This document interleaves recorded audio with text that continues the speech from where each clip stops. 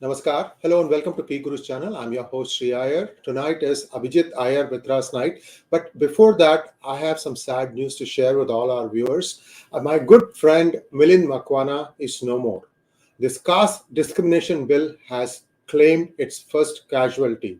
And I'm going to tell you about what happened. Yesterday, there was a resolution passed in the city of Cupertino saying yes to SB 403 without saying it in so many words. Milind Makwana was one of the last speakers at this place. And then when he stepped out, he was heckled and shouted at by supporters of SB 403. Tenmuri, this is on you. And unfortunately, he fainted. And by the time we rushed him to the hospital, he had died of cardiac arrest. Om Shanti, our prayers. And I've known Milind for many months now, and I'm very, very sad to see him go. Very soft-spoken. He's a member of the Bahujan Samaj, and he had essentially argued, and I'm going to try and give you that video segment of his speech in the Cupertino City Council meeting. And now let us welcome our guest of the evening, Abhijit Iyer-Mitra. Abhijit, namaskar and welcome to PGurus channel. Namaskar. What's happening is very sad, Abhijit, and I'll have a separate monologue for that. And let's now take let's talk about the dotted India versus Modi's new India. How, sleight of hand, or is there any substance in the dotted name? The dotted name, money? I.N.D.I.A, and I don't know why they forgot the last dot. Look, it's very simple. It's they basically wanted all criticism of them to be ye India, ye hai, and they will use it against them. Now there's a court case. Remember, you can't use the word India unless it's government approved.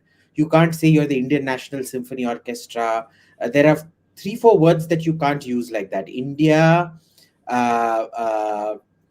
Mahatma, I think Gandhi is one more, etc., etc. So let's see what happens. But I personally think it's a smart move that anything you use against them will be used as, oh, dekho, inhone Bharat ke bare mein ye bol diya.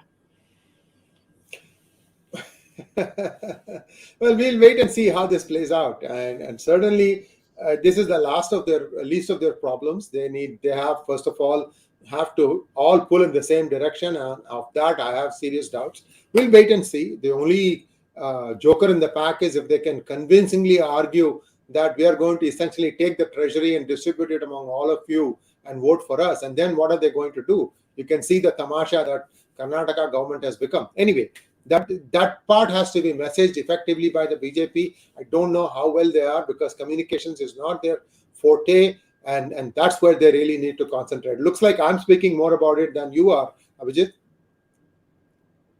Well, I mean, there's nothing to speak about here. It's just going to be fun. I think the 2024 election is going to be great fun. But look, seriously, I think they are going to be quite a formidable threat to BJP, which is why I think BJP will break them off. Abhi 1 saal baki hai na?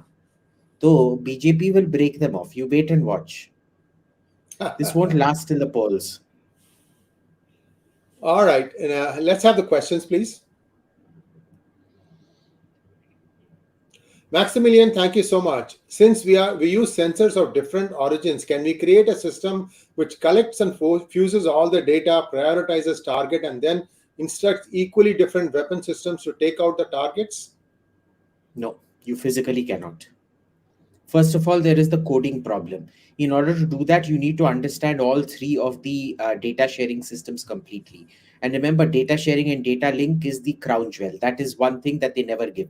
Even Israel hasn't been given access to that kind of stuff. NATO allies are not given access to that kind of stuff.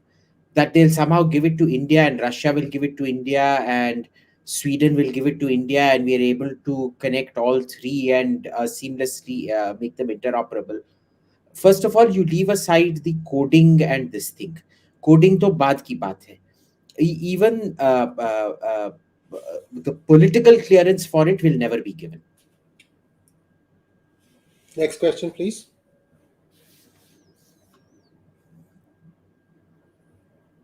Shivam Goyal wants to know, Indian workforce education system as compared to Vietnam, your view while Vietnam is still a dictatorship.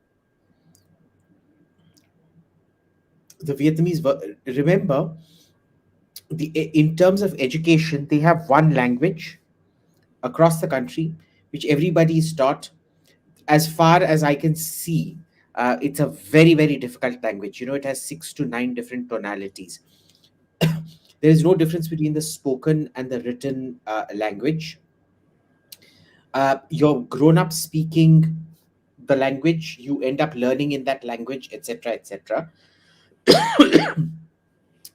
uh, and you have basically a hire and fire control system in practice, not on paper, but in practice you have a hire and fire control system, which is fantastic for quality management.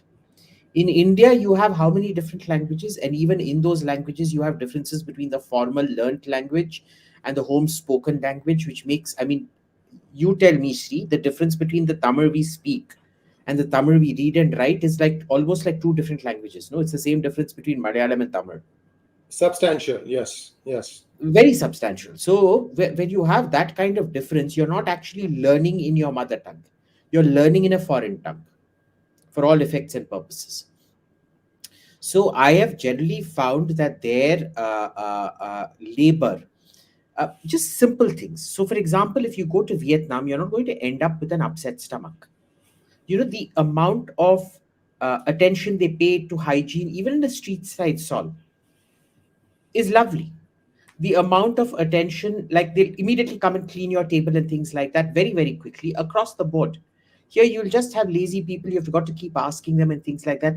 There are much better workforce at the blue collar level that I have seen during my tourism out there. And just general statistics of how they work and labor laws tell you. And the fact is, when everybody was moving out of China during COVID, where did 90% of them go? Vietnam. Next question, please. Turtle Research wants to know, some analysts are claiming Congress might fare better if they project Priyanka Gandhi as the PM candidate over Rahul Gandhi. How do you feel about that? Possibly, just as long as Priyanka doesn't open her mouth. See, even Rahul Gandhi would have done fantastically well if he didn't open his mouth. The problem is he keeps opening his mouth and he keeps thinking his own party. Right? So therein lies the problem, number one. Number two, I think the Congress's problem is also one of workers. In some states, they have workers. In other states like Punjab, their entire worker base is just dissolved. So what do you do? Today, the BJP, when the BJP won elections in 2014, today they are 28 times the size of that old BJP. That is the sheer number of workers you have to do things on the ground. Congress, on the other hand, has steadily been losing its voter base. But yes, I do personally feel that if Priyanka Gandhi is projected, they'll do much better than Rahul Gandhi. Next question, please. Francis wants to know, hi Abhijit, what do you think of Goldman Sachs' prediction that India will cross USA's GDP by 2075? I don't know, boss. I generally think these GDP predictions, they're such complete quackery more often than not. But best of luck.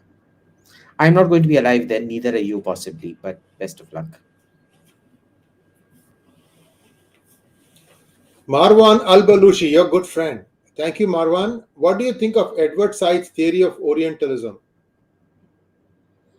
I'm generally not big on theories, and I don't particularly care for Edward Said's theory of Orientalism. Look, I accept there is a certain level of Orientalism, but my theory of it's not a theory really. Look, because I like to mix and match. Nothing is ever. You should never do something 100% purist. But my theory of Orientalism, yeah, kind of, is that there is a lot of it which is essentially pretending that the things are different in the Orient and somehow somebody has an understanding of it, which is great both for Western con jobs and for Eastern con jobs. But look, it's such a big spectrum. But I kind of accept what Edward Said says, just not 100%. That's it. I accept no theory 100%. Francis, thank you for becoming a YouTube member. Vim66, thank you for becoming a YouTube member. Marwan Al-Balushi, thank you again. What's your favorite theoretical framework in international relations? Is it realism, constructivism, or something else? Well, would you believe chaos theory? But partly, again, like I said, I'd never pick one. Everything is a mixture of some realism, some constructivism, some idealism, some everything. Constructs do play an important role, sure, but I think they're completely overemphasized. If you tell me that things happen simply because a construct is there, either a verbal construct or a physical construct or whatever, I will never accept that. There is some level of realism or a lack of realism, idealism that comes into it. So yeah, I I I don't have a favorite thing because, like I said, mix and match everything. Never settle on one thing as absolute. Next question, please. Marwan Al-Balushi, thank you again. Sultan Abhijit, did the French policy of assimilation and laïcité, laïcité, I don't know what that means, failed in dealing. Laicite. Laïcité is what? Laissez-faire or hands-off policy, something like that? No, it's the French version of secularism. Oh, okay. Mm. Did it fail in dealing with the immigrants from North Africa? No, I don't think it was the French assimilation and laicite policy that failed. I think it was the French state that failed, but in thinking that North Africans would so readily integrate in. Because remember, the Vietnamese French have integrated completely into society, Indian French have integrated completely into society. Why is it that North African, Iranian French, there are lots of Iranian French who have integrated completely into society? Don't quote, Ayatollah Khomeini as an exception to the rule because they're plotting the entire revolution sitting in Paris. But Ayatollah Khomeini wasn't Iranian French. Ayatollah Khomeini was Iranian living in exile in Paris. Okay, I think the problem with a lot of North African immigration there has been not the failed assimilation policy, but the refusal to assimilate under any circumstances. You can't just claim. So, why is it so many people assimilate, but gypsies do not? So, the Roma and the Sinti have largely resisted assimilation into societies, and they came out of India originally for the longest possible time. So, no, I don't think so. I think one of the things may be, I still have no definitive answer for this. Maybe it is because that in order to first assimilate and lower somebody's guard, you first need to elevate them to a certain economic status. And too many people from North Africa remained in a suppressed economic status in all those Le Corbusier banlieues outside Paris, which is why they did not integrate. But again, I honestly don't know why they did not integrate, but I refuse to accept that it's a failure of the French policy of assimilation and licensing. Some communities are fundamentally, they themselves become unintegratable. Next question, please. Thank you so much, Pawan Kishore. Arvind TSY wants to know, when stopped, the Pandit irritably said, I have calculated the average depth of the river is 4 feet. I can easily wade across on foot. He later drowned. Is opposition arithmetic like this?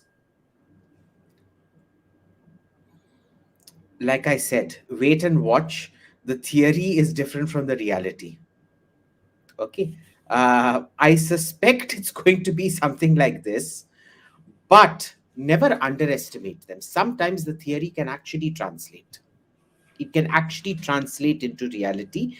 And I think the BJP should be afraid, which is why, and I think they are, which is why they're going to try double time to break up this India alliance.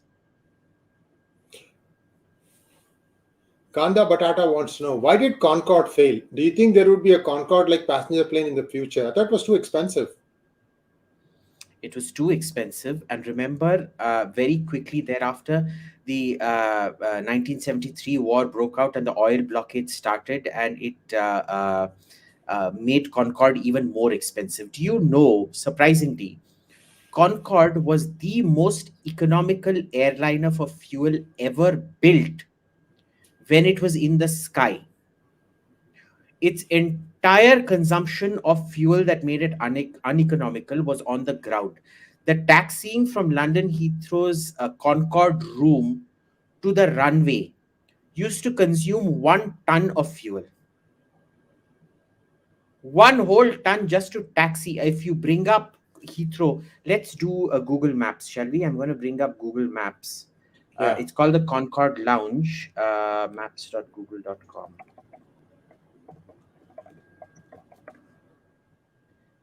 Let me share my screen.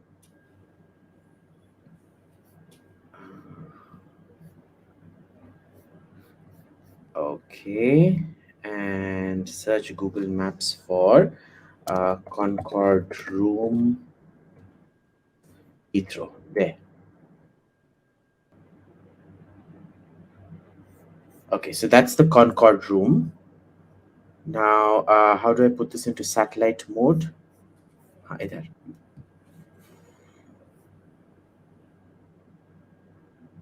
Now, imagine you are here. This is the Concorde Room. This is Terminal 5. This is the new Concorde Room. The old Concorde Room would have been somewhere here in the original Heathrow part. T3, T1 kahan pe hai? Idhar kahin tha wo. Okay, it was somewhere here. But imagine for the short stretch to go from here to here, just a few hundred meters, say till the end for takeoff or landing. So about 1.5 kilometers. It took up 1 whole ton of fuel. 1 whole ton. So it became uneconomical. The maintenance became very, very expensive. And finally, that Concorde crash in Paris meant that there was a serious question mark about its reliability and its redundancy. Because remember, it was built with 1960s technology. But even in the early 60s, mid 60s and 70s, when it was all the fashion, the emphasis had shifted from speed to economic efficiency. Okay, there was simply no money to be made in speed. It was that simple. And because it was so narrow, it could not make money. You know, Concorde was a very uncomfortable plane. I've not flown the Concorde. My mother has. And I've only flown the Tu-144, the Russian equivalent of it. Extremely uncomfortable plane. Even for a 4-hour flight, the kind of economy class seat you had to sit on is like this. You could go check it out in the Concorde Museum. I've sat in the Concorde in the museum, but you had to kind of sit like this. It wasn't a very comfortable flight. So when you're paying first class fares and getting a cramped thing, there were a lot of things. So it was the cost, it was the product, it was the fact that fuel became too expensive, it was the fact that fuel efficiency became key, it was the sound regulations. You know, Concorde wasn't allowed to fly over land. Concorde only had to fly over sea. It could not be supersonic over land. It could only go supersonic over sea. And even when it went subsonic over land, it was too loud because the engines were too loud. The whole host of things why it failed. Mandar Karnik wants to know, in the race for GDP growth, what of betterment in India's social indicators? Well, look, generally, if you invest in human beings, your GDP is going to grow. Okay. The question is, how are you directing it? So a lot of social indicators like education and things, I personally feel education, medical health, etc. I think we're making big mistakes in not improving our medical facilities, even our social, things to teach people basic hygiene. Okay, things to teach people birth control in a scientific way, in a compassionate way, going to their houses and things like that. I don't think we're doing it. The national education policy is a complete disaster. Okay, it's a cut and paste policy that takes all the keywords from a first world country. Best of luck trying to implement it in a third world country. So GDP growth is important because, boss, remember, in order to invest in all these things, you need that money. This isn't a binary. You have to have GDP growth. You invest that money in people, not socialism. Please remember, not socialism. Okay, you invest that money in people, and then you get even better GDP growth based on the fact that you've reduced regulation, etc., etc., etc. Next question, please. Ishan Khosla wants to know, is YSR Congress going to ally with BJP? Why are they out of opposition unity? I also heard YS Reddy meeting with Amit Shah and Modi. Sir, also I am your big fan. Okay, thank you, Ishan. Uh, well, YSR Congress hasn't exactly opposed the BJP, no? No, they Uh, are quiet partners, yeah. they're quite partners. I think they're a lot like Naveen Patnaik and BJD. They've learned the BJD Yeah. lesson, which is just don't bother opposing Modi, be very collaborative, cooperative with him, and that is all that's going to happen. So, YSR is perfectly placed to go wherever he wants. I don't think YSR personally has gotten over his hatred. Jagan has gotten over his hatred of Sonia and Rahul and what they tried to do to him after his father died. Next question, please. Vamsi wants to know your comments on Jan Vishwas bill, which aims to enhance EDB and Mamata is stalling labor reform. Most states have published rules for the labor codes except West Bengal. What Modi government must do to publicly attack her? So, Jan Vishwas bill is one of those really important bills which I'm surprised they're not propagating more. They're not talking about more. And I kind of know why, because they're really worried that organized labor, which accounts for only 2% of labor in India, will come out on the streets. And, they've made life hell for the remaining 98%. They made the remaining 98% unemployable. But remember, Mamta did not come to power by being right wing opposing the communists. She out communisted the communists at her own job, at their own game. So she depends a lot on these organized labor types who will never accept the Jan Vishwas bill and all the regulation going away. That's like what, 35,000 regulations that they're trying to get away with the Jan Vishwas bill. So let's see. That's what I call the Gautam Chikarmani bill. He's the brain behind it. So let's see what happens. But I won't say they shouldn't attack Mamta publicly for it. I think they should, but understand where they're coming from. The last thing they want is an organized labor strike in the country in election year. Mr. Bharani wants to know, sir, with the Satyapal Malik's row on Pulwama, is it unusual for army to travel that far on the road when there was an alleged threat and was Threat. alleged threat and was the army's request to charter planes really turned down? Look, Satyapal Malik is a pathological liar. Read what listen to what he says carefully. He basically implies that there should have been no road movement of the army. How do you control territory without a physical presence? Even if that convoy had not come, the bomb happened because the army itself wasn't following its own protocols. Okay, so it wasn't a question of Unpack this that, thing. please. Unpack that, please. Unpack that, please. Okay, so what it means is this is a fantastic new road where the army was going. When army convoys are traveling, no side traffic is meant to be allowed onto the road in Kashmir. You're all kept waiting on side roads. They wait for trucks and cars to be way far ahead and move them out of the road, etc., etc. When a full army convoy is traveling, there should be exactly nobody, there should be no civilian traffic on that road. That has been the standard operating procedure since day one. Okay, so they got lackadaisical about it. Now, how was he able to predict all of this? Unless he knew that the standard operating, because if you had followed the standard operating procedure, this would not have happened. That other truck or car or whatever it was could have never come up near the army convoy. Yet it did, right? So first of all, he shows that he doesn't even know standard operating procedure out there. Second, assume they were airlifted from Jammu to Srinagar. Srinagar. In order to control territory, they would have anyway had to take trucks only to go out to their forward deployment areas. In which case, if standard operating procedure wasn't being followed, they would have still been targeted like this. You can tell this fellow's a complete transparent fraud when he simply doesn't understand these things, doesn't know what he's talking about, and exposing himself. Ground control means just that, ground control. You can't do ground control from the air by paradropping people in every CRPF or a BSF in every single village without road support and without road control.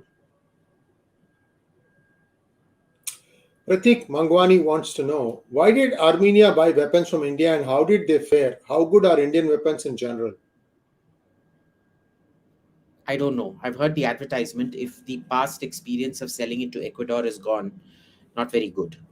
Uh, but weapons might be different. Look, you can't generalize everything. So DRDO is fantastic with the missile program, with the strategic missile program, not with the conventional missile program. Say the air to air, ground to air, they may not be great. But in long range nuclear delivery missiles, they're absolutely fantastic. With the nuclear submarine, they've been totally fantastic. It's taken time, but it's delivered. Okay. Now it depends on weapon system to weapon system. You can't generalize. Uh, ALH Dhruv was a bit of a problem, going by what Ecuador Joseph Hua there. Uh, Armenia might not have found any other suppliers. They might have wanted a significant improvement in quality over Russia. We still don't know how they fared. They yet to. I don't. Has the purchase been completed? I heard records of wanting to buy. I don't know if we've actually sold. Have we sold? I wouldn't know. I I read wouldn't the know. news, that's all. Yeah, yeah. But they've definitely not been deployed for sure, even if they've been sold. Next question, Next. please. Abhishek wants to know, how relevant is NAM, non-aligned movement, in this unipolar world order? Has really China emerged as a pole? Yes, China has emerged as a pole. And how relevant is NAM? Have you heard of the great Indian invention called zero, Abhishek? That's exactly what it is. Great Indian invention zero. It always was. Hey, speaking of China, I'm hearing that their foreign minister is missing for 3 weeks. Kim Gang, Yeah, Chingang, Chingang. Yeah, Xinjiang. Okay. he's been missing for 3 weeks. Yes, He's and the the foreign youngest. ministry, Yeah. and the foreign ministry is refusing to confirm it even. So, fun and games, fun and games. Ishan Sharma wants to know, Abhijit, any inside story on how Congress units of Delhi, Punjab, Gujarat, West Bengal are reacting to Congress joining hands with AAP and TMC? Can we see any divisions in these units of Congress in the future? From my Congress friends in Punjab, they're deeply demoralized because they genuinely believed that they were the ones who were primed to get the anti AAP votes the next time round. And the thing is, you can play like, Congress can oppose CPIM in the center. Sorry, ally with them in the center, but oppose them in Kerala. It works fine. Kerala is distant enough. Punjab is not. Punjab, Haryana is simply not that distant for this to go down. So my friends in the Congress out there are deeply demoralized. That's all I can say. They do not believe that this was the right time to do it. They believe that Punjab has been sacrificed. The Arjuna Uvacha Though, wants to though to know. be fair, my ARC friends tell me that they believe that AAP has also been sacrificed in Punjab. So I don't know what is. I mean, if both parties think that they have been compromised out there, then maybe neither of them are. I'm just telling you what I've heard from them. Hey, speaking of AAP, this guy, Rajesh Chadda, he was supposed to marry Arvind Kejriwal's daughter, right? How did this sudden in-between thing happen? Raghav, not Rajesh. Raghav Chadda. Pata nahi, maybe he didn't want to marry her. But I won't, I think that was a rumor mill. I mean, sometimes, rumor mills can be really vicious. So I won't put too much store on it.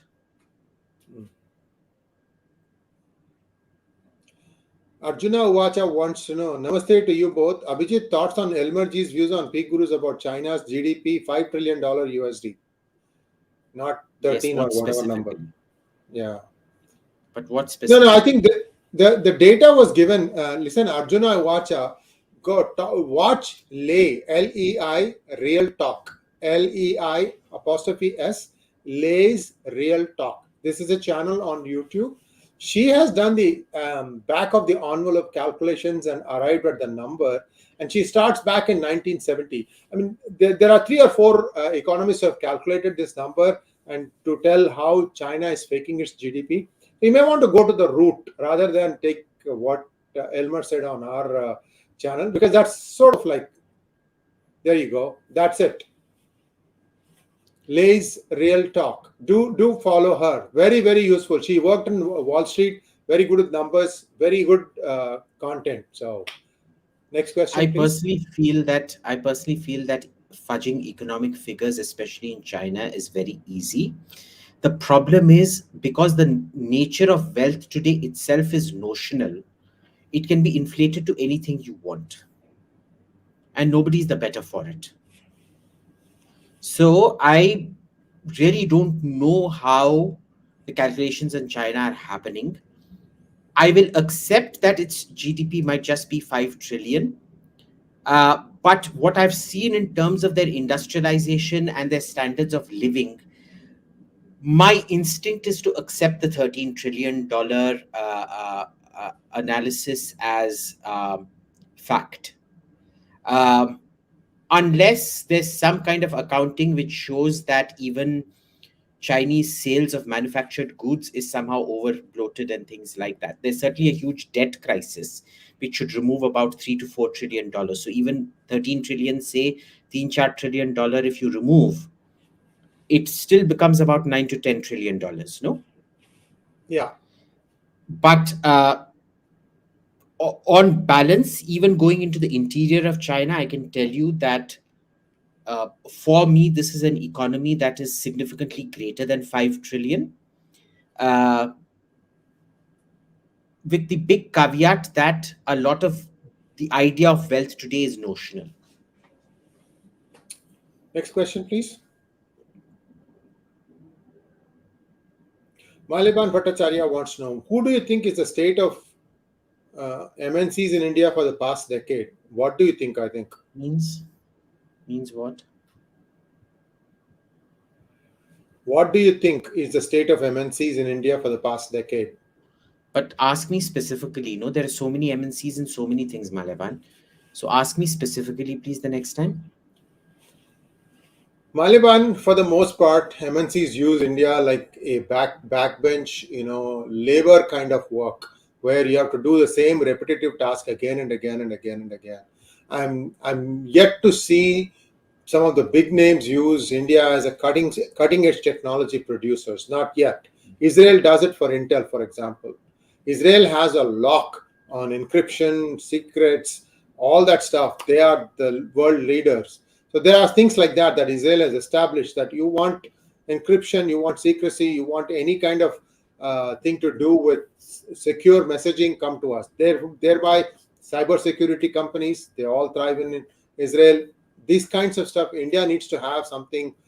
It could be pharma, okay? But even in pharma, what India does is it takes a proven product from America and it analyzes the chemicals, and then it comes up with its own version of it. So it becomes at best a generic drug competing with the name brand drug at a considerably less price. Sometimes the name brand buys out the Indian company just to buy out the competition. That happens too. But this is what India has been good thus far. Bharat Biotech's vaccine was a breakout because they did not go with the mRNA technology. They did it by the normal vaccination technology that has been in use for not hundreds, but at least 100 years. But they did not invest well in the formulators and things like that, so they couldn't mass market it when the time came.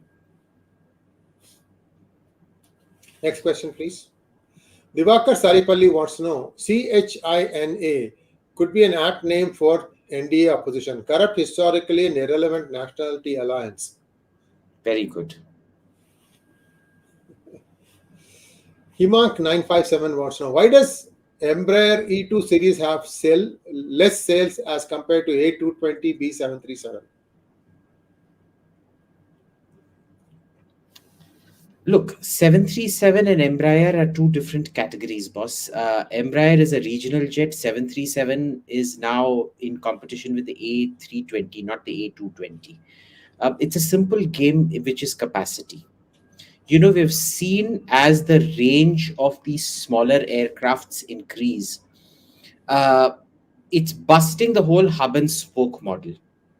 So what's been happening is today you can have an A320 XLR or 321 XLR fly from, say, a regional city like Toulouse to Montreal. I think the range charts. Don't quote me on this, but roughly. So you could literally have a connection, or say Buffalo, New York, Toulouse to Buffalo, New York.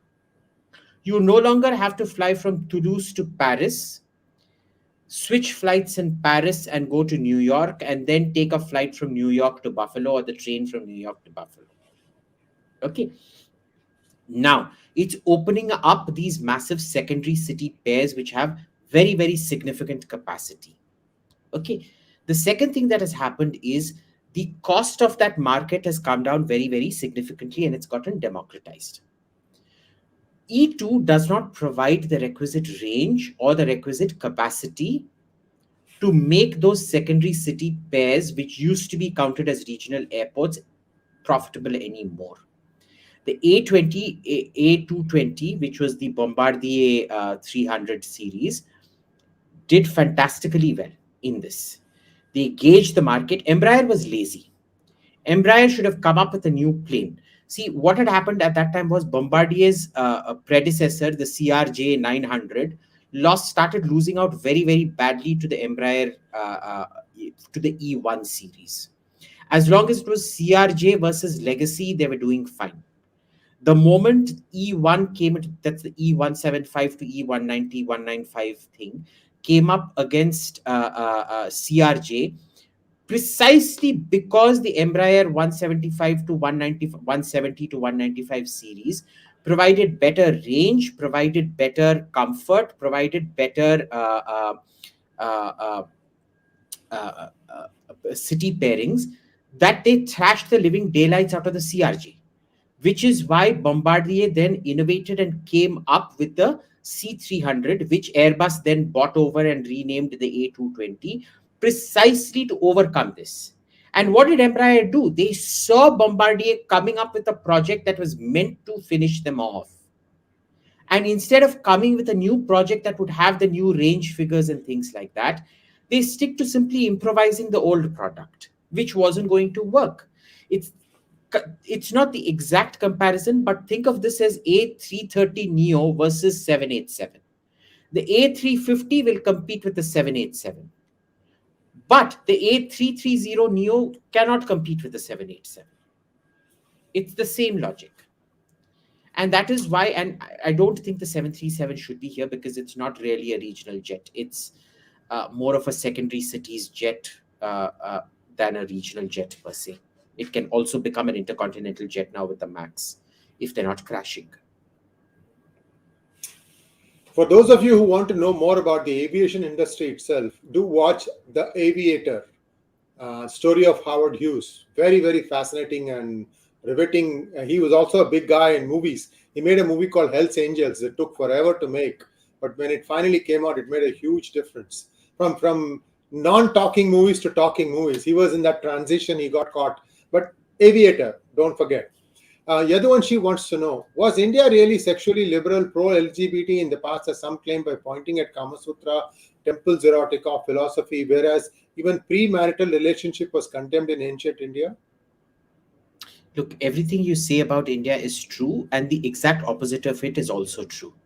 For example, Brahmins in Tamil Nadu won't touch meat, they won't touch onion garlic. At the same time, Brahmins in Bengal and Kashmir will eat mutton and fish happily, especially on holy days, but without onion or garlic. Okay, so exact opposite is true. You will have extreme ahimsa in one place and you will have Narbali in another place. There were parts of India, there were places of India that were extremely liberated. There were some places that were not liberated. I won't say it was pro-LGBTQ because it wasn't treated as a lifestyle alternative or whatever, but Hindus generally let other people live their own lives.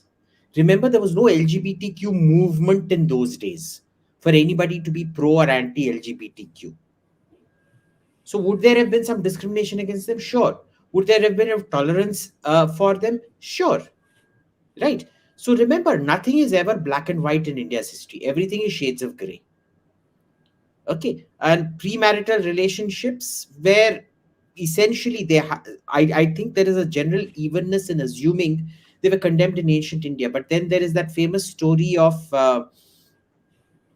what is that boy, the son of Jabala, who is sent off to the Gurukula, and he just says, "Who's your father? I don't know. I'm the son of Jabala," and he gets accepted into the Gurukul because she was apparently impregnated outside of marriage. So all shades of grey, boss. Next one, please. Saurabh Jain wants to know how Tech F414 is absorbed after acquisition and how long it takes. India, China, anecdote of India performance. Will our Desi, Kaveri or Manik engine improve from it? पहले देखते हैं क्या आ रहा है. All my The deal American isn't signed yet, right? It's still not been it signed hasn't yet. signed. It's not Yeah. signed yet. When it's signed, we will know, or probably even then we won't know. So let's see. We apparently wanted something like 70% in terms of technology. They gave us 77% or something. I've forgotten now, but not in terms of value, in terms of work. So let's see. The core technology, which is the crystal fabrication, is still not on offer. It is not on offer to anybody, not even to close allies like Australia or Britain. So you're not going to get it. Next question, please. Yeah. Rahul Rathod wants to know why US new Air Force One is delaying and why they chose B747 instead of B777. Why IAF is not realizing any pictures or videos of our 777 other than a few leaked pictures. There is no details. There's no require. In fact, it's better that You don't videos need of the that big plane, right? Why do you you need an? don't.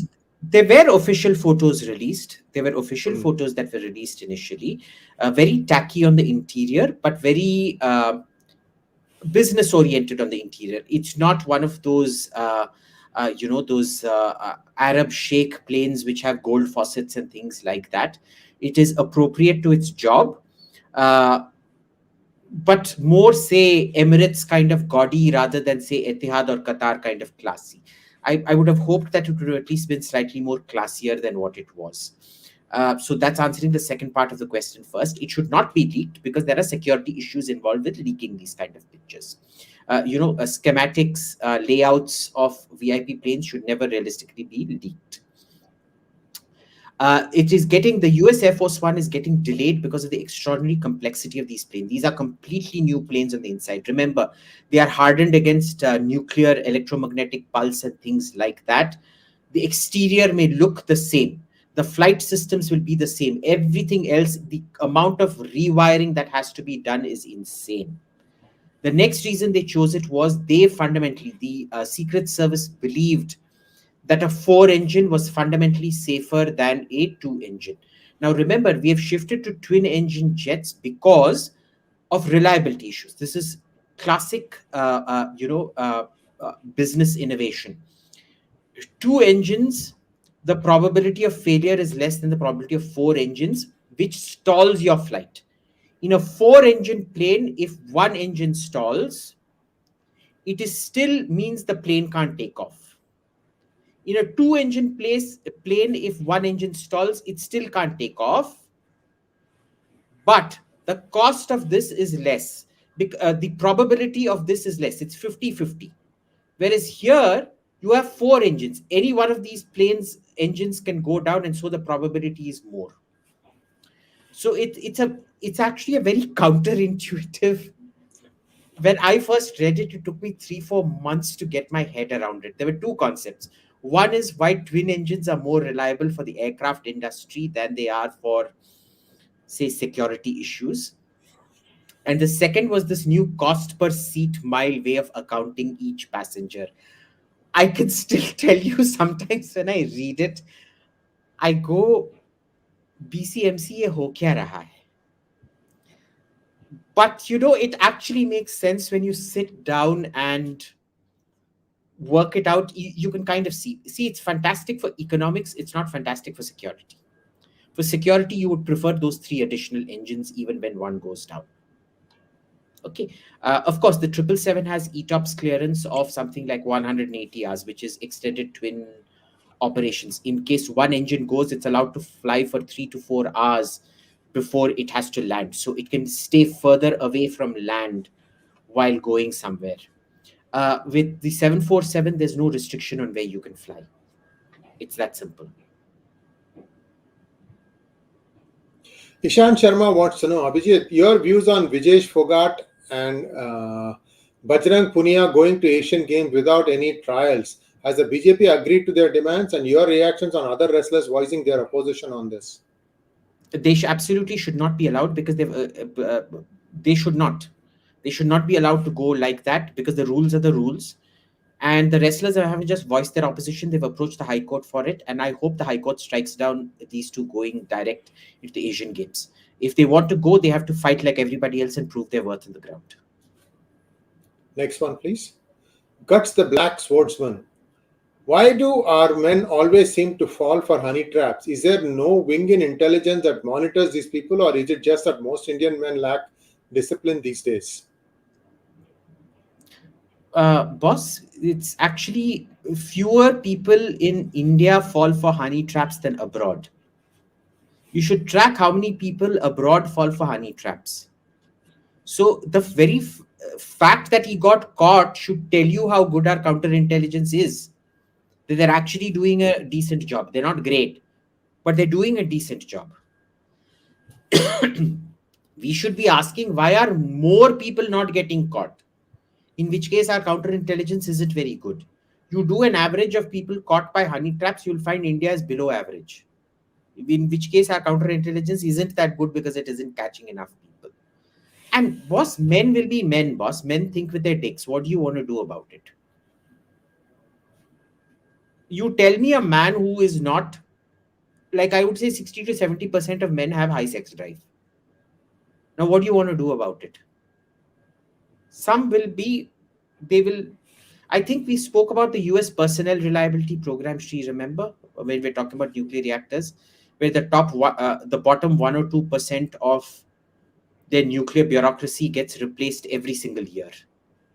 That's the kind of replacement rate. Why? It's things like speeding tickets. If you keep getting speeding tickets, it means you are most probably going to go to a prostitute and get honey trapped. If you have a gambling addiction, you'll be kicked out, because your gambling might not be affecting your work now, but it will affect your work tomorrow. In future. In the future. We don't have that kind of extensive personnel reliability program, but you have to congratulate our counterintelligence that they did a fairly good job out here. And it's not Indian men lack discipline, it's that the systems and institutions don't enforce discipline. Something as simple as cyber hygiene. Next question, please.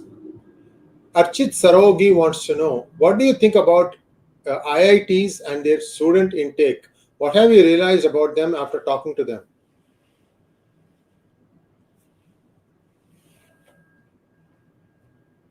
Nothing specifically. They're a great mix of problem solvers and zero problem solving. Because a standardized test isn't going to tell you about individual problem solving ability. I wish there was a second layer of tests which saw to it that they were all problem solvers, but I guess you can't have that in India. Professor RV had an interesting anecdote. Most IIMs typically get kids from IITs, because there's a progression that I see in India.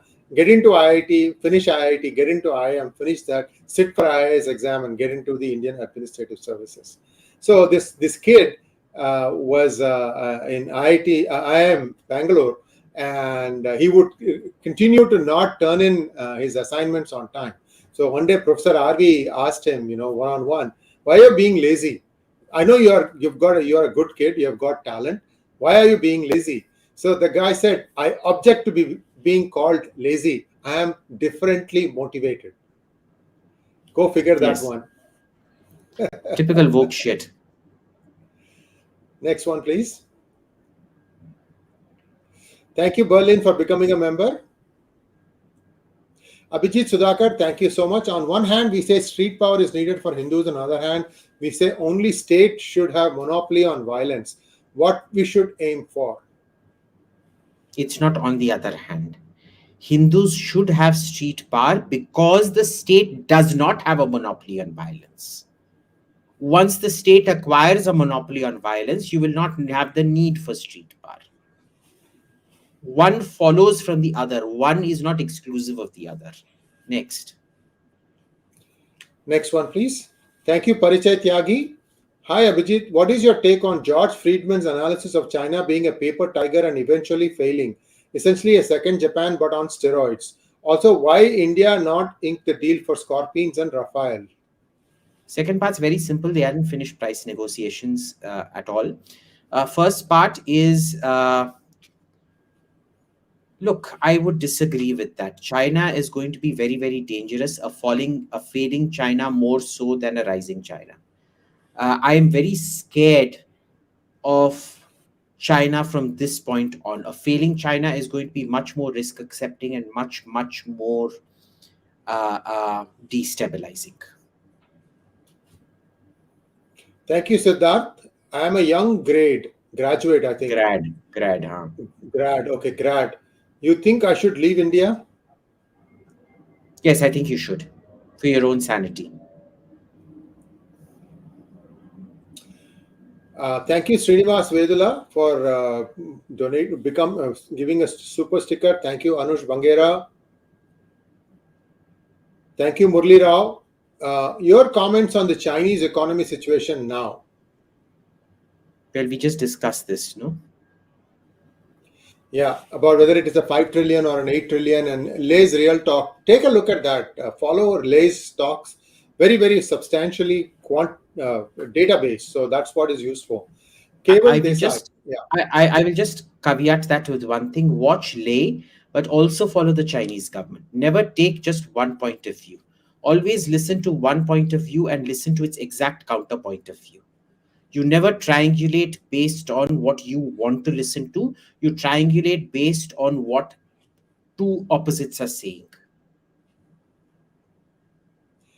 Thank you, Keval Desai. What do you think about new UPA and about Nitish Lalu? We've already discussed this.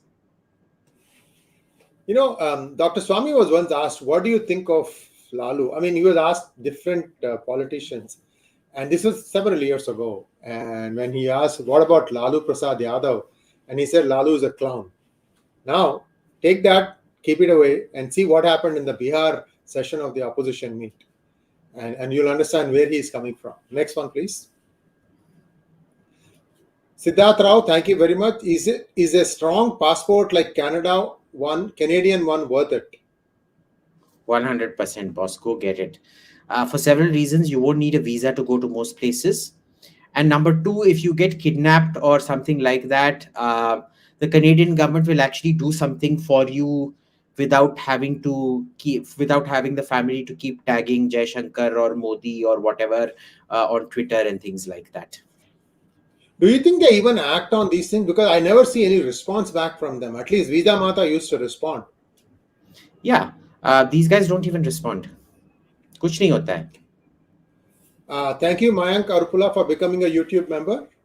Thank you, Rajat Rana. Incidentally, last weekend, I actually had this friend of mine, a retired DRDO scientist who got stuck.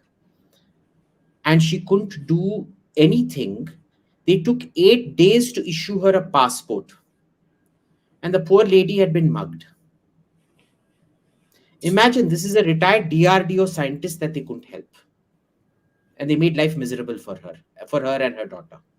You know, traveling to places is all fun and fantastic, but always there is this danger of getting mugged, guys. So be watchful.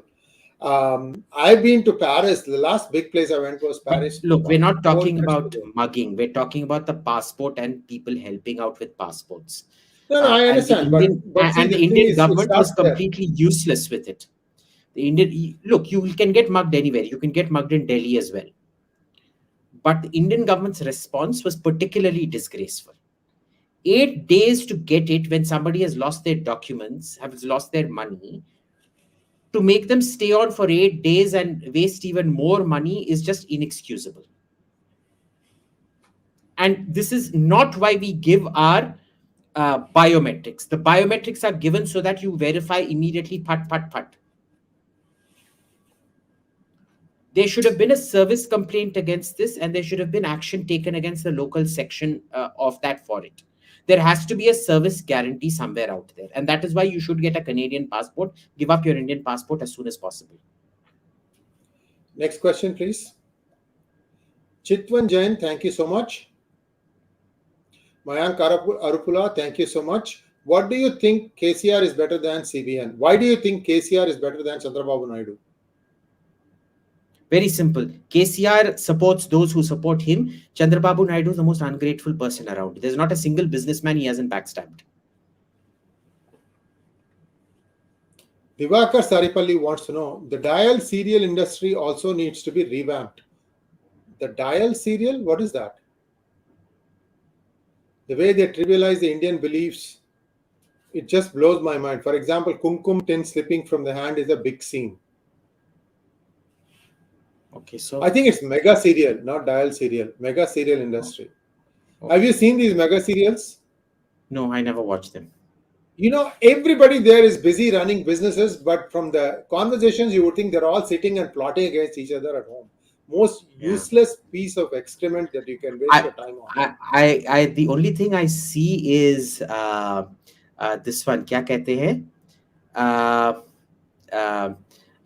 Nigerian spoofs of Indian serials, which are fantastic. Next one, please. Arun wants to know, what do you think about the building plant cities? I think we need a few plant cities on the coast that are 100 years planned and can house population in the scale. Arun, please no. I think right now, please do not spend, because your urban planning is so pathetic. You don't even know what urban planning is. Please do not spend money on the crap that our current urban planners come up with. Okay. I know for a fact Hardeep Puri has tried. He actually knows urban planning very well. The lengths to which the bureaucracy has gone to frustrate and undermine him is insane.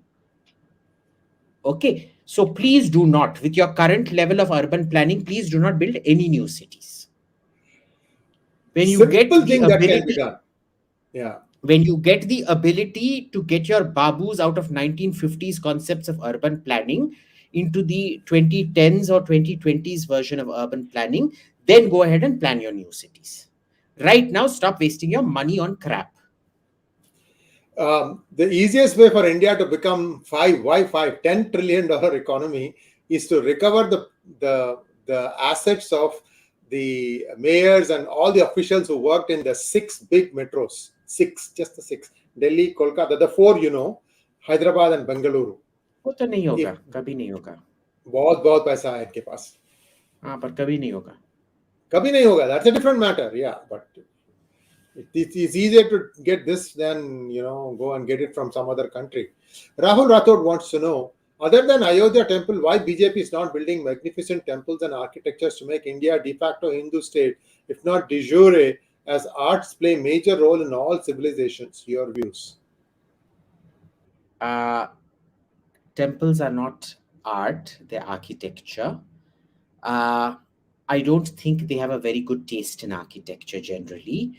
The Central Vista is an exception to that rule. I suspect it's because that architect, Mr. Patel, is a very decent architect. He did a good job of it. But modern India does not do good architecture, period. As for arts, it's completely ossified. You don't celebrate the old arts.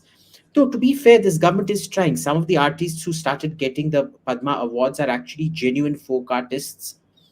They're not those schmoozers who used to get the Padma Awards and things like that. It's going to take time. Building up culture always takes time. And let's not confuse that with architecture, because I think 90% of government architecture even today is 99.99% of government architecture is still quite grotesque even today. I want to ask you guys a question. Can we have the like count at this point of time, please?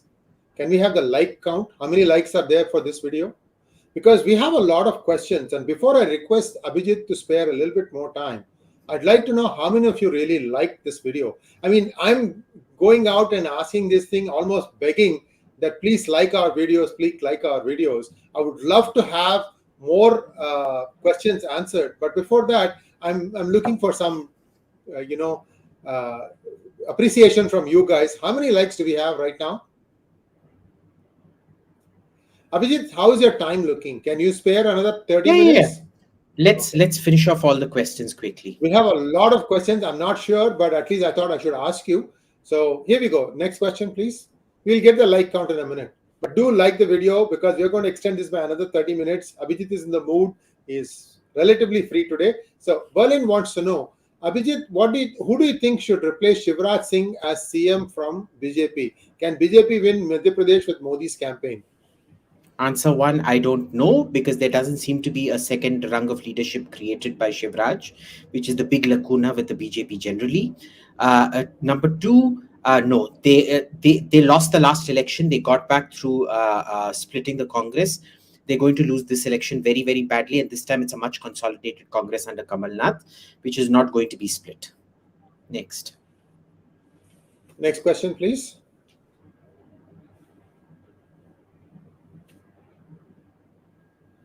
1,588 watching now, only 740 likes. Guys, it's very simple to click the like button on your device. Please do so because we really want more people watching it. And I'd like to see 3,000. Abhijit's quality of question and answers merits a 3,000 instant audience, average audience watching us. And I may not agree with everything he says, but I definitely can tell you he knows more than I do on many topics on the world. Next one. Avilash Kundu. Thank you, Avilash. Shouldn't there be a restriction on the use of India as an acronym of a political alliance? I think we answered this question. We answered this. There is a restriction. It is being challenged in court. They'll say I.N.D.I.A is different from I.N.D.I.A. It doesn't matter. You can't. No. You can't. That doesn't work. Satyabrata Mohanty wants to know. Thank you, Satyabrata. How many seats India Congress can win?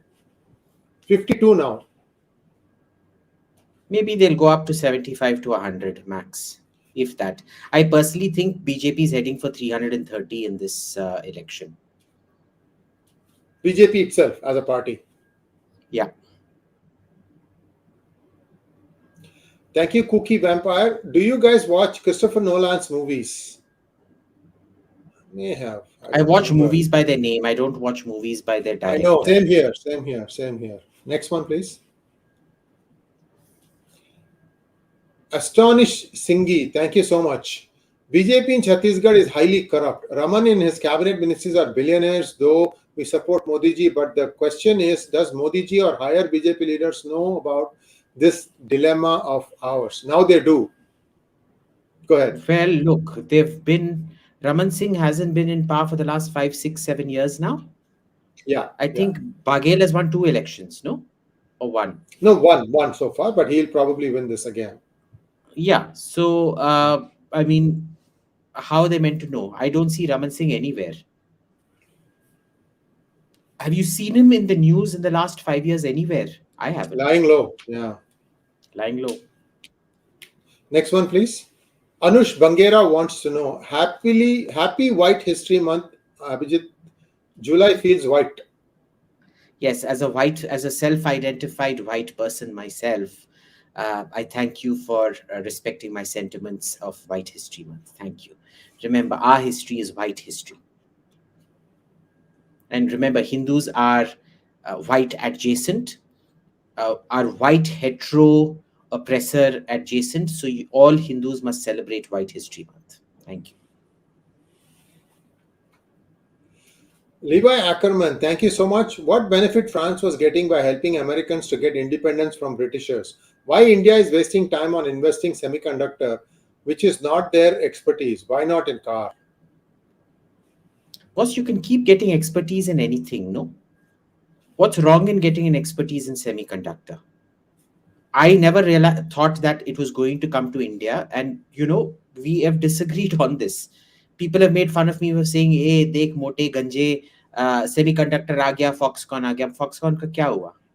It's all the things we have discussed in P-Gurus over the last 2-3 years on why you do not have the caliber of labor to even assemble.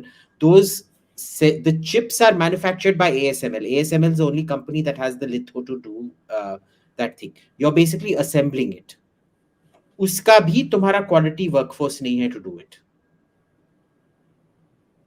Okay, so but there's I think you nothing meant wrong in trying. TSMC. I think you meant TSMC, not ASML. Sorry, the Dutch company. What's it called? No, the Dutch company provides you tools to fab chips. But you need to have the tooling, no? Yeah, for tools, you can get the tools, but that's not the only thing you need. You need a lot more You need so ecosystem much around it. more. You Yeah, need so you much need so more, much more. which is why you are never going to be able to do it, and especially not with the kind of labor you have. The kind of quality control you need to manufacture a semiconductor. Remember, quality control is a function of labor. With labor laws like India has, you cannot have that kind of quality. It's a very simple thing that every manufacturer knows. Semiconductor is one of those things which you simply cannot have without that kind of quality labor. India cannot have that kind of quality labor with the current labor laws, full stop. And what benefit was France getting? Well, very simple. Remember, there was a big Anglo-French war happening across the board at that time. And just screwing over the British at any point of time. Getting them out of America meant a loss of resources, a loss of income, greater expenditure, their armies being mauled and bloodied, and therefore reducing their military strength in a different foreign theater. So all of this helped the French. Next.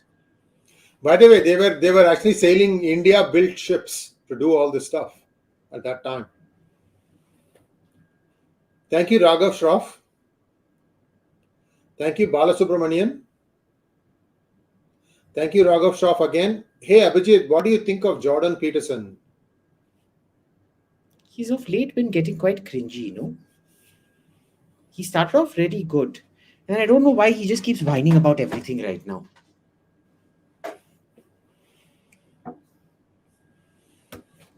Naman Kanpal wants to know. Thank you, Naman. Doesn't ISRO suffer from same bureaucratic corruption impediments as DRDO, HAL, or any other government agencies? No. Can you throw some light on it? No. I want you to understand this very carefully. Why does ISRO succeed? Why do the strategic elements of DRDO succeed when the rest of DRDO does not?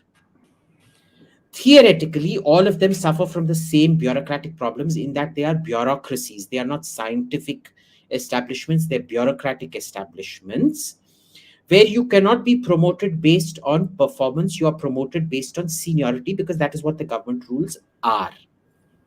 But ISRO comes directly under the Prime Minister.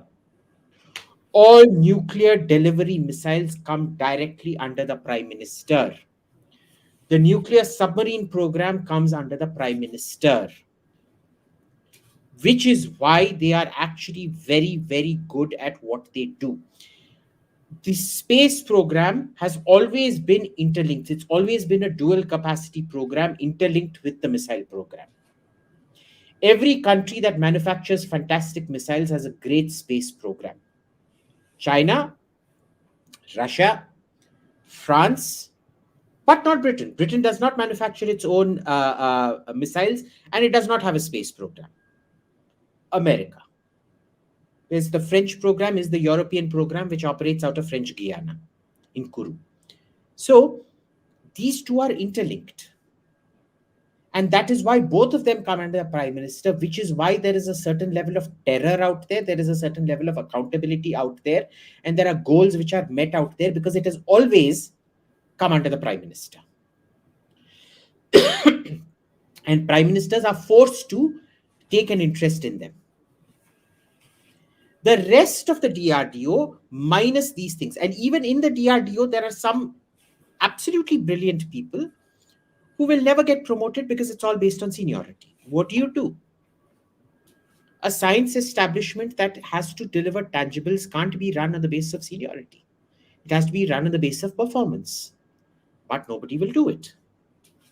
So, uh, unless or you introduce a kind of by prime minister is watching, kind of big brother is watching regimen which ISRO and the strategic elements of DRDO work under. If you can't, then you have to change the structure.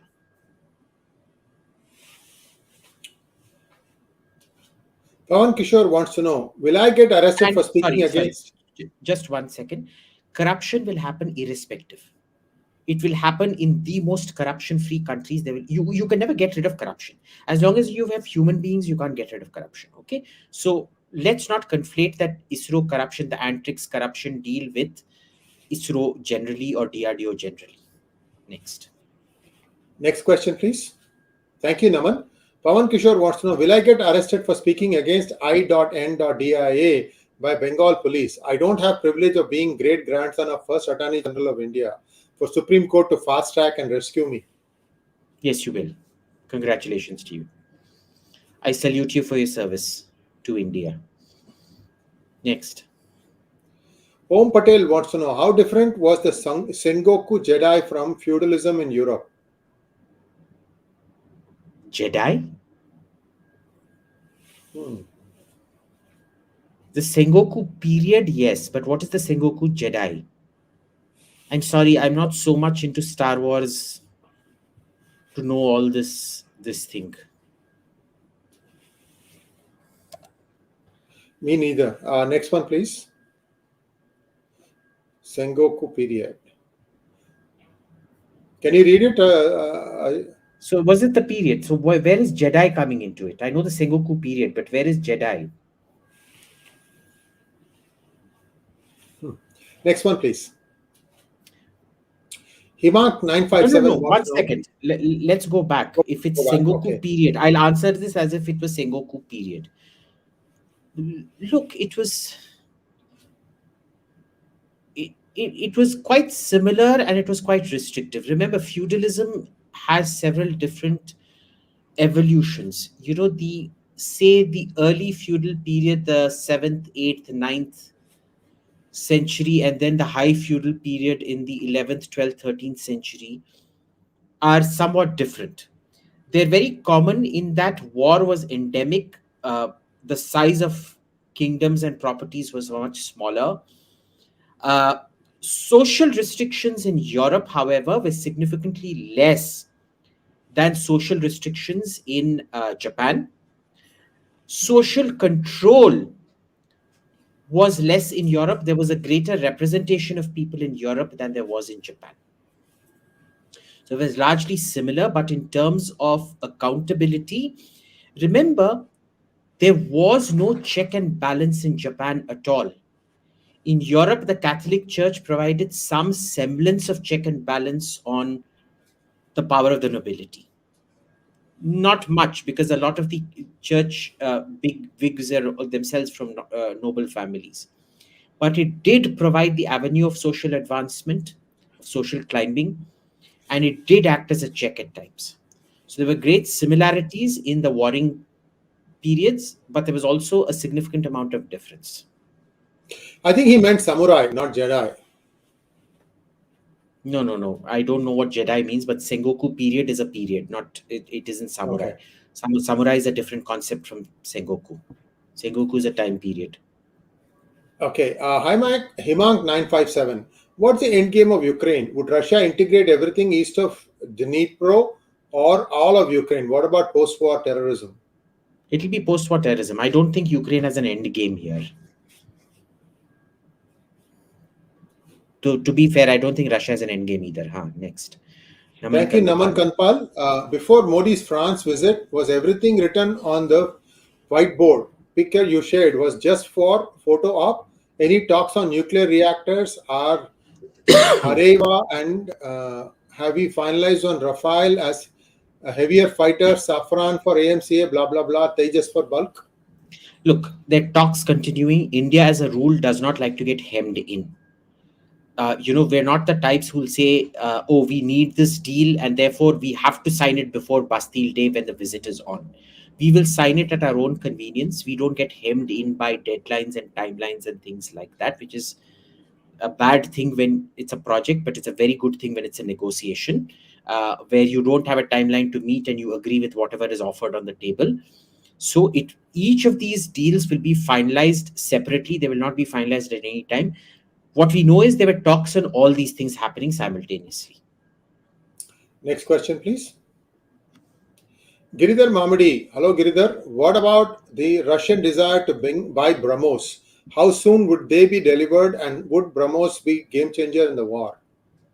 Hello, Giridhar Garu. No, they produce their own missile. They are not planning on buying the BrahMos. They already have access to the software updates that we do, and they try to play a dirty. They tried to sell Syria before, somewhere in the middle of the civil war. They tried to sell Syria their version of the BrahMos, even though all external sales were meant to be of the BrahMos. They wanted to sell the P800 Onyx, I think it's called, their version of it with the Indian software updates. That hasn't happened, thankfully, but it shows you how the Russians also play dirty every now and then. But they won't need to buy the BrahMos because they already have the software. Thank you, Chanakya Joshi. Opinion on joint engine development with Safran. Which one are you going to develop? Are you going to develop one engine with Safran? Then what happens to GE414, which is meant to be the basis of all your future development? एक engine develop करने की तुम लोगों में औकात नहीं है और तुम दो डेवलप करना चाहते हो. This is why I think in the end neither the 414 will go through nor will the Safran go through. Let's see. It will take a remarkable level of whatever to get one of these deals to go through in the completeness. I was always told, if you go read in the late 1998 to about 2008, we were constantly told that the Sukhoi engine transfer, this transfer, that transfer will make us completely independent. We will not have to buy another foreign fighter ever again. Kuch nahi hua. You're seeing the same level of crap talk right now. Kuch nahi hoga. There will be people who will come and say, oh, this is a brilliant move. We're playing off Safran against GE. Best of luck to you. Kuch nahi hoga. Thank you, Dr. Chetan. Do you think Modi government will allow online voting via UPI app? No. It is theoretically possible, but I don't think they allow it. I don't think they should allow it, because if you're at home, people can come and force you, even with face verification, to vote a certain way.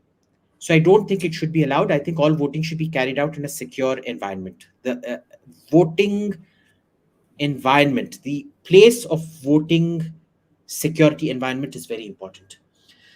I disagree with you on this one. Let's go on to the next question. Ramanathan Shankar, thank you so much. Next one. Dr. Chetan, thank you again. I.N.D.I.A sounds like partitioning India into 5 different parts. Okay. Next one, please. Let's see it survive the challenge in the court. Thank you, Sai Manohar Pai. Thank you, Chitwan Jain. Some people in liberal circles preach about Chidambaram as some god of finance. Has he accomplished anything significant for India? Well, you answer this. This is your thing. I don't talk about finance. Guys, Chitwan, please buy my book, C Company. C as in Chidambaram -company. You'll know what Chidambaram has done for India as a finance minister. Well, he's done a lot more for himself, but anyway. Yes. Mayank Arupula, I think he's the 3rd or the 4th richest Indian politician ever. 3rd or 4th richest Indian ever, possibly, after Ambani and Adani. No. I think, see, a lot of this money is locked up there. And essentially, Ambani cannot control Chidambaram. Chidambaram can control Ambani, even today. My opinion. Okay.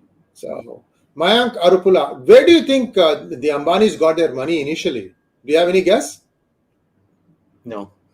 It was Indira Gandhi's money, people say. Anyway. Oh, Mayank Aripula wants to know. Thank you, Mayank. Why do you think South movies are so regressive even though they are wealthy, whereas Bollywood makes progressive movies? Really? Bollywood makes progressive movies? Boys chasing girls' skirts are progressive? How? Bollywood's told the same story for the last 70, 80 years. Boy falls in love with girl, trouble happens, and then either both of them die or both of them marry happily ever after. Where do you find anything progressive about this? I think I've seen a lot more South Indian movies that are progressive. You know, once upon a time, there was a Tamil movie, I forget the name, where the woman pays the man uh, uh, uh, maintenance every year. It's an old black and white movie. Which movie was I that? don't She, do you remember. remember? I don't remember, Abhijit. But imagine the woman pays the divorced husband maintenance. Okay, so I don't think you're watching the right movies. If you're watching all the pop movies, maybe that's the impression you get. But I think South India has made some fabulous movies which don't come, they're not the pop culture movies that you hear about. Next. Next question, please. Thank you so much, Priyansh Burman. Can we go through the donors first because we are running out of time? Thank you, Siddharth Rao. Elaborate on IB versus RAW during LTTE times. What do you want me to elaborate on? You have to be very specific, Siddharth. You're asking very broad ended questions. Please be specific. Next question, please. Berlin wants to know, what do you think BJP should do to become a formidable force in southern states? They must compensate the seats they might lose in north states in future elections. No, in Tamil Nadu, you have to understand it's a caste game. Okay. Andhra, I don't know about. So I'm not going to talk about Andhra, and Karnataka is very much a caste game. Plus, it's also a leadership game.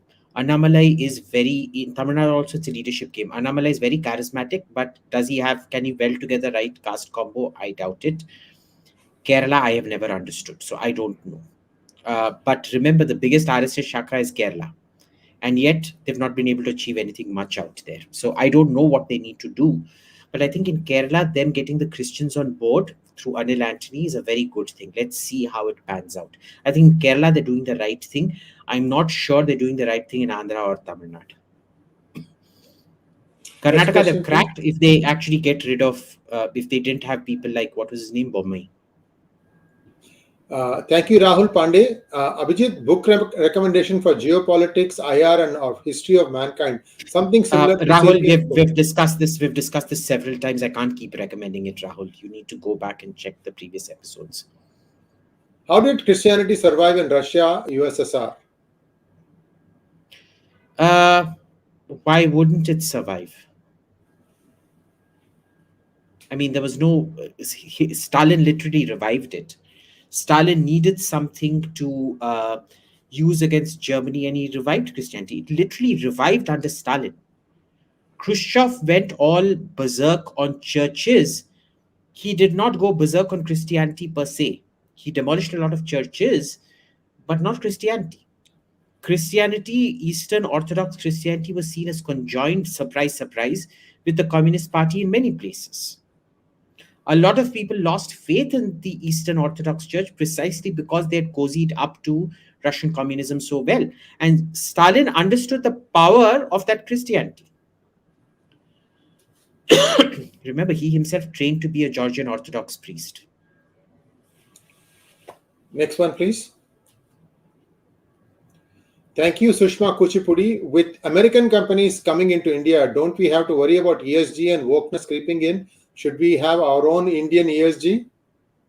I think we're immune to ESG and wokeness because the reality of India, if you're gonna go talk about, this recreate the human being into the socialist perfect man and combat heteronormativity, which is a patriarchal construct.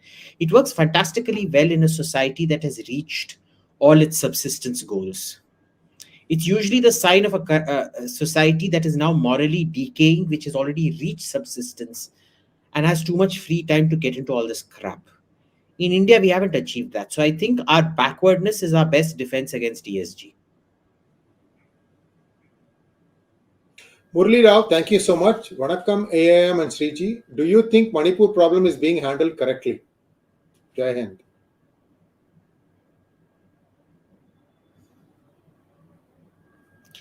Well, I don't know. I really don't know what's happening out there because I've lost touch with everybody there on the ground. So I really don't know what's happening. My friends out there, when I manage to get through to them, don't know what's happening around them. So I don't know what's being done, which I think is the biggest this thing. Because see, you can critique actions based on if you know what's happening out there. But if you don't know what's happening out there, I really don't know how to critique it. No. Next one, Vijaya Nirmal wants to know. Thank you, Vijaya. Your thoughts on US presidential candidate Vivek Ramaswamy? I really like him a lot. He talks a lot of sense, but do I think he's got a chance? No. A Hindu has exactly zero chance, just like Tulsi Gabbard has zero chance. Till they accept Jesus in their hearts and souls and give up their heathen idolatrous idol worship, they will not be accepted by the American electorate. Thank you, RM. Could be Rajiv Malhotra, or no, it's Canada. Never mind. When will Guju finally uthao his jhola and say goodbye? In 2029, BJP needs a new leader instead of Abbas ka yaar. What does that even mean? What is Abbas ka yaar? I mean, he's just trying to give new names for Modi. Okay. I don't know. I don't think he's going anywhere. Huh? I don't think he's going anywhere. Not even in 2029.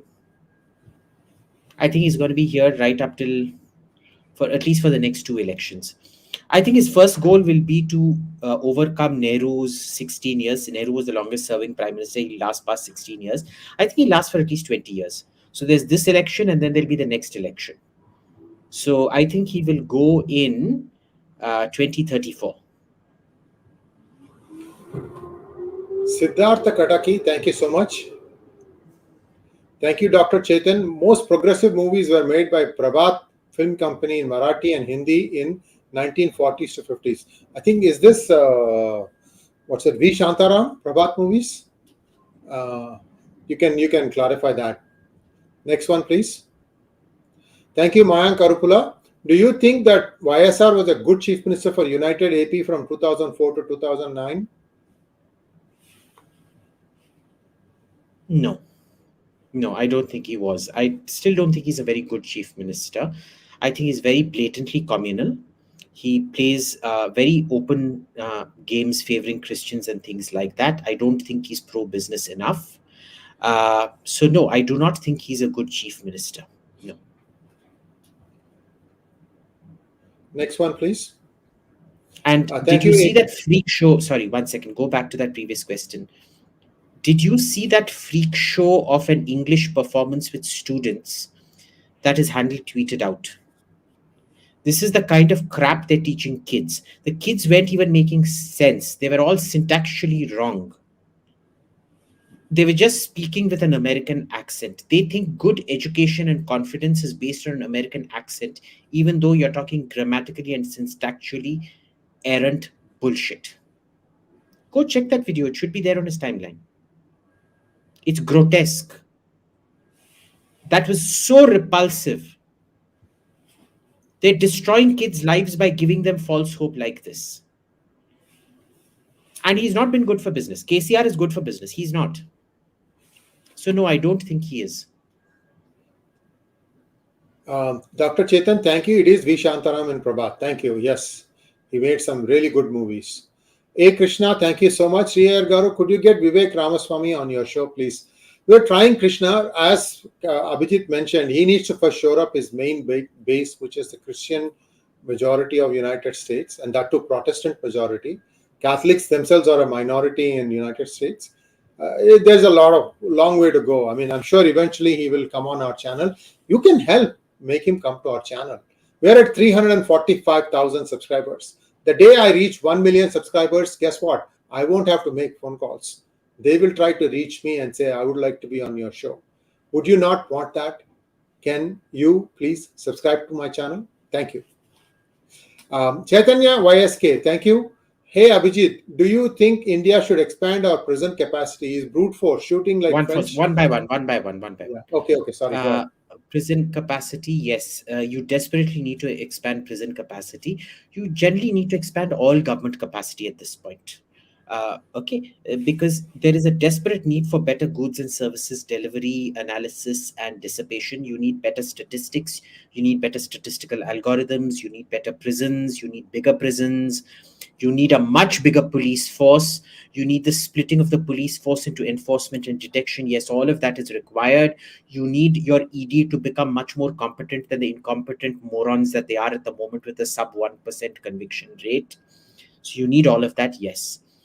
Is brute force. Understand, brute force has a very, very specific application. You can't just use brute force anywhere and everywhere. I do believe the French and American approach is over militarized. But when a crowd gets violent, the first sign of violence, you shoot. You shoot. Because when somebody is willing to get violent, nobody else should pick up the tab for his violence. He needs to bear he or she needs to bear the personal cost for their violence, which is a bullet through your leg or something. And if that doesn't work, then through the head. But yes, you do need to do that. Thank you, Chitwan Jain. Is UCC going to be different for tribals? No, not that I can tell. Maybe it defeats the whole purpose of a UCC then, no? Yeah. But Next if one, tribals please. come, for example, if some Jarwa decides somehow, or some Onje or some Sentinelese decide somehow that they want to come and register their marriage, if they even understood the concept of registering a marriage, it would be under the UCC. But how are you going to enforce your UCC in Sentinel Island? How are you going to enforce your UCC among the Jarwas? You can't. Right. So I think it will be more of a procedural lacuna, not a procedural lacuna. It will be an enforcement lacuna, understood and accepted as a procedural lacuna. Thank you, Siddharth Kataki. I think it is Kataki. Isn't saffron more in turboshaft engines for our own Prachand? No, the deal says for AMCA. Can we make this the last question? I hope. RM, Yeah, this thank is you the so last much. question. How many illegal Bangladeshis are there in India? How to kick them out? Will BJP do it? BJP will never do it, boss. It's impossible to tell. But I think 15 to 20 million is a very reasonable estimate. It's not even an over-bloated estimate. But you can't, you can kick them out. BJP won't have the guts to do it. Forget about it. Thank you once again. I also, just to clarify, I don't think they should be kicked out right now. If there is an army government or a Jamaat-e-Islami government that comes, that is when they should be kicked out to put pressure on that government. Thank you so much, Abhijit. And we stayed 90 plus minutes today. And viewers, please like, share, and subscribe to our channel. Don't forget to click on the bell button for notifications and get the blessings of blessed lotus feet. Namaskar. Live long and prosper.